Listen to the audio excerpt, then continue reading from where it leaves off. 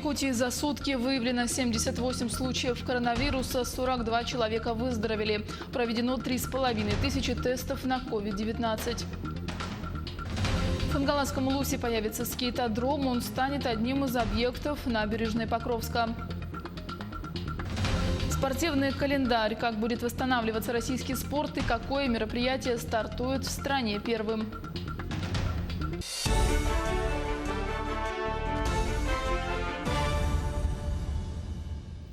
В эфире новости, в студии Юлия Великодная. В Якутии за сутки выявлено 78 случаев коронавируса, 42 человека выздоровели. 61 заболевший в Якутске, 7 в Мегино-Кангаласском, 6 в Намском районе, 4 в Мирнинском. Заболевшие госпитализируются, их контакты выявляются и изолируются. 16 человек находятся в тяжелом состоянии, 633 человека переносят заболевание бессимптомно и находятся на амбулаторном лечении. За сутки лабораториями республики обработано 3448 тестов на коронавирус. В обсерваторах находится 689 человек. Правительство России поддержало возможность досрочной передачи дальневосточного гектара в собственность, если будет заключен кредитный договор, предполагающий ипотеку указанного участка. Сообщается, что программа льготной ипотеки оказалась недоступной для получателей гектаров из-за необходимости обеспечения залога на сумму кредитования. Глава Минвостокразвития Александр Козлов подчеркнул, что предлагается передавать земельный участок в собственность раньше, при условии того, что он будет указываться в кредитном договоре как залог. Навигация некоммерческих маломерных судов открывается в отдельных районах республики. Так, с 7 июня навигация открыта в Амгинском, Верхоянском, Жиганском, Кобяйском, Мумском, Тампонском, Усть-Майском, Усть-Алданском, кроме реки Лены, Аймиконском и Вена-Батантайском районах. С 10 июня в Анабарском, Верхнеколымском, Оленёкском и Среднеколымском районах. Отмечается, что сроки открытия навигации для маломерных судов в районах, где высокий уровень заражения коронавирусом, будут рассмотрены после стабилизации обстановки.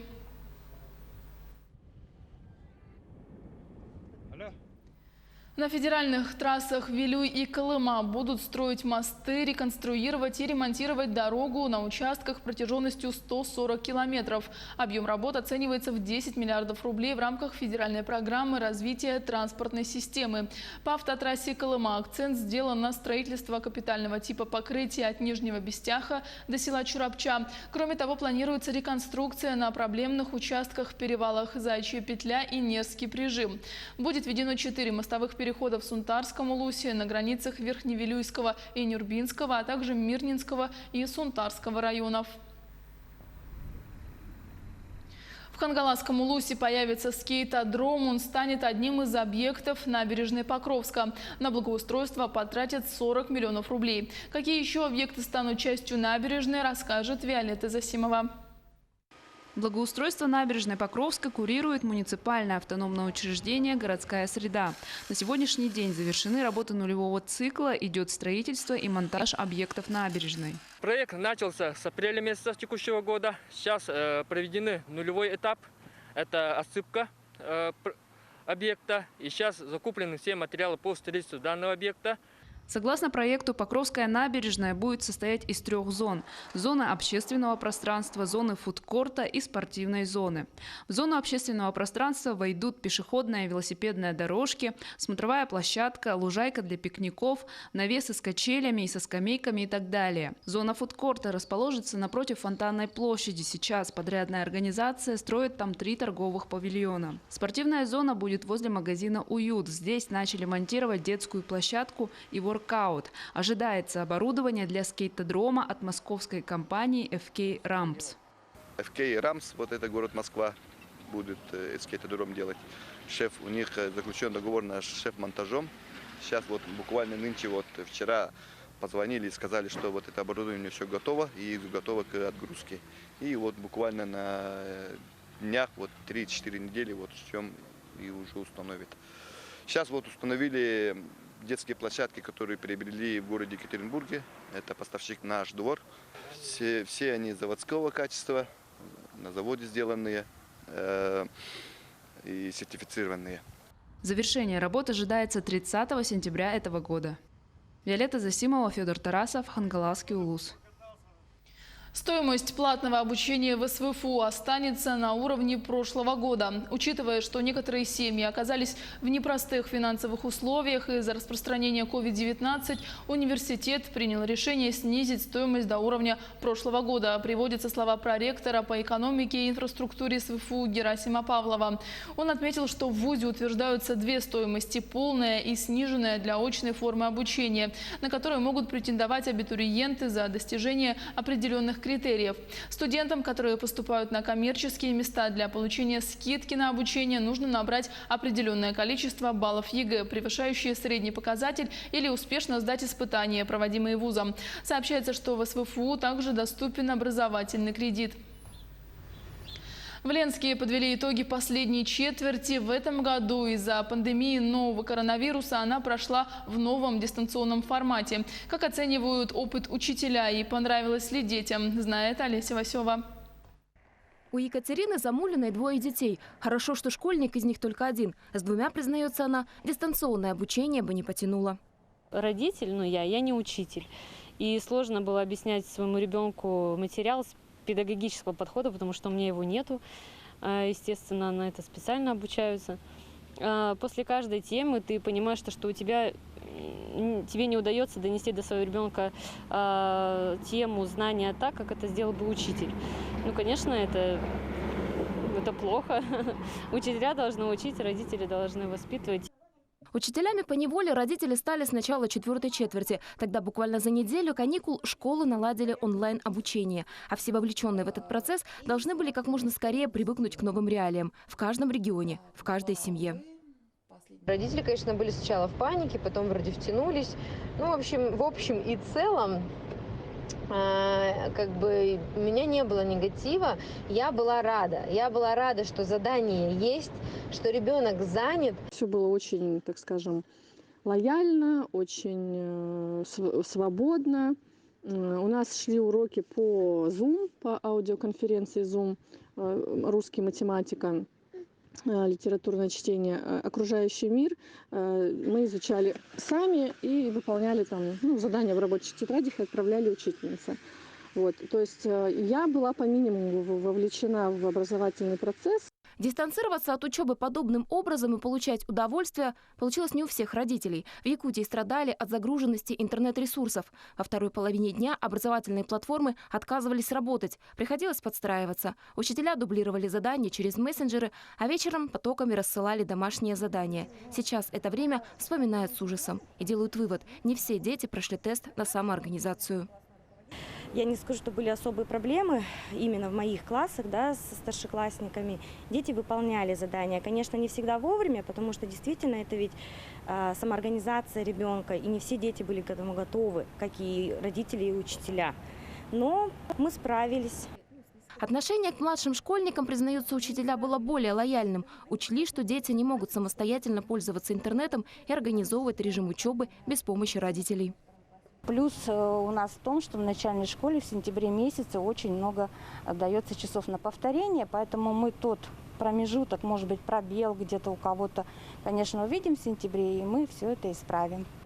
На улице лето и каникулы. Весь негатив от дистанционного обучения постепенно забывается. Позади нехватка времени, тотальная загруженность учителей, нервы родителей и детские слезы. Единственный вывод, в котором сошлись, пожалуй, все участники образовательного процесса – такая школа нам не нужна. Олеся Васева, Анатолий Гуськов, телеканал «Алмазный край». Центральная избирательная комиссия предусмотрела 6 форматов волеизъявления, в том числе электронные и бесконтактные. Так что ни поездка в другой город, ни карантин, ни состояние здоровья не смогут стать препятствием для выражения своей позиции в бюллетене. Заявление на участие в голосовании можно подать с помощью учетной записи на портале госуслуги в многофункциональном центре территориальной избирательной комиссии. В порядке проведения общероссийского голосования предусмотрено несколько способов участия в голосовании. Каждый гражданин может выбрать тот, который ему удобнее. Традиционно на участке или без риска для здоровья на дому. К россиянам, которые не могут выйти из дома по каким-то причинам, бюллетень и ящик для голосования доставят на дом в удобное для них время. Одна из поправок в Конституцию, я считаю необходимым, это внесение изменений в статью 114, пункт Е, о необходимости создания благоприятной среды для жизнедеятельности населения, о сохранении уникальности и разнообразия природного и биологических организмов страны, о формировании ответственности к животным. Много случаев о жестоком обращении с животными. Люди приручают животных, но относятся безответственно, безразлично к своим питомцам. Животные – это те же самые дети, которые беззащитны перед человеком. Я обязательно пойду на голосование 1 июля по поправкам в Конституцию Российской Федерации.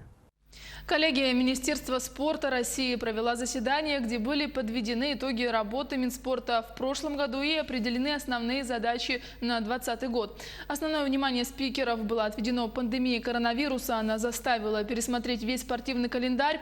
О том, как будет восстанавливаться российский спорт и какое спортивное мероприятие стартует в стране первым, узнаем у Айсены Бурнашовой. Из-за пандемии была прекращена работа спортивных учреждений. В стране не состоялось свыше 3000 соревнований, из которых 31 международного уровня. Но сейчас, когда ситуация позволяет поэтапно снимать ограничения, уже можно говорить о первых ласточках. Речь идет о подготовке российских сборных. Тренировочные базы уже в ближайшие дни распахнут свои двери для спортсменов. Такой процесс начат, он проходит при взаимодействии со всеми федерациями. Будет восстановлена учебная подготовка, тренировочная подготовка по 20 видам спорта для более чем 1000 членов сборных команд. Безусловно, эта работа организована при взаимодействии с Олимпийским комитетом России и Федеральным медико-биологическим агентством, которые оказывают очень важное содействие при тестировании спортсменов. Первые глотки воздуха и в футболе. Уже через 2 недели возобновляется российская премьер-лига. Футболисты, тренеры, весь персонал стадиона и, конечно, зрители должны придерживаться регламента Роспотребнадзора. При этом, как отметил Александр Дюков, проведение футбольных матчей со зрителями не является обязательным и будет напрямую зависеть от ситуации с коронавирусом.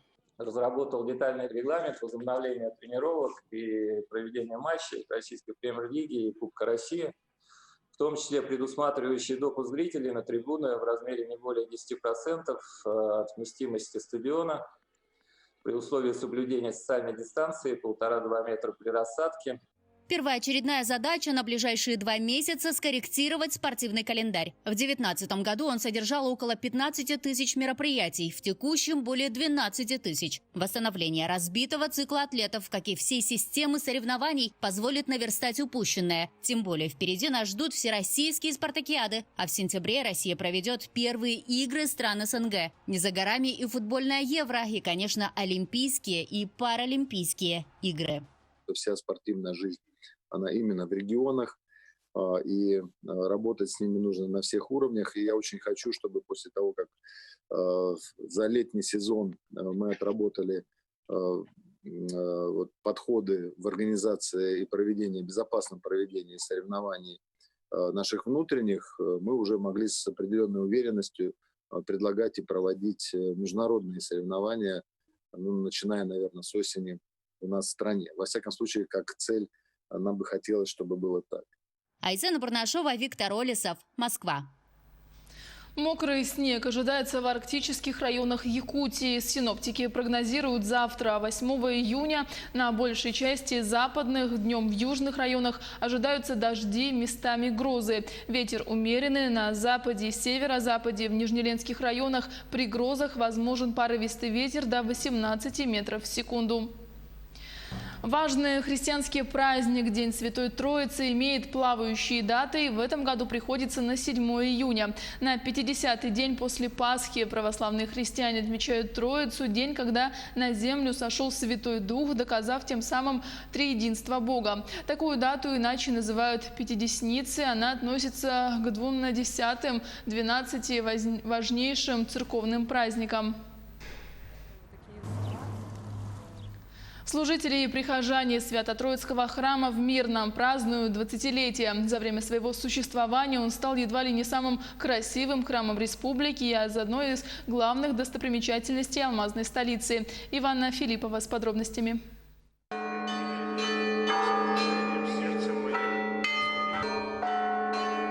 Вот уже 20 лет колокольный звон Свято-Троицкого храма созывает прихожан к божественной литургии. За 2 десятилетия здесь скрестили более 17 тысяч человек и обвенчали 230 пар. История возведения храма началась в 1996 году, когда на месте строительства установили первый камень. Благодаря Алроса мечта прихожан воплотилась в жизнь. Уже спустя 5 лет, 22 июля, здание осветил архиепископ Якутский Ленский Гермоген. У нас есть храмы практически во всех селах, во всех городах, во всех поселках. И это все пошло именно из Мирного, это все пошло от первой общины, от первого настоятеля, отца Дмитрия Поваляева. За 20 лет Свято-Троицкий приход разросся и окреп. Сегодня люди приходят сюда не только помолиться, поставить свечку, но и найти близких по духу, почувствовать благоговение во время причастия. Ходить по праздникам, просто ставить свечку – это другое. А жить всем этим – это состояние души. Еще одним объектом станет больше. К 20-летнему юбилею акционерная компания «Алроса» сделала настоящий подарок. В этом году начали строительство культурно-просветительского центра, в простонародье «Приходской дом». Здесь, естественно, будет уже наша чисто приходская воскресная школа, куда могут приходить все детишки с города Мирный. Естественно, будут какие-то определенные кружки, которые, как правило, присутствуют в приходских домах. Все это будет уже зависеть от того, как начнем функционировать, как будет подтягиваться народ. По задумке, в приходском доме будет своя библиотека, музей и трапезная. Здесь после богослужений будут собираться прихожане, а по выходным дети будут учить основы православия. Иванна Филиппова, Артур Голиков, телеканал «Алмазный край». На этом у меня все. Оставайтесь с нами. До встречи в эфире.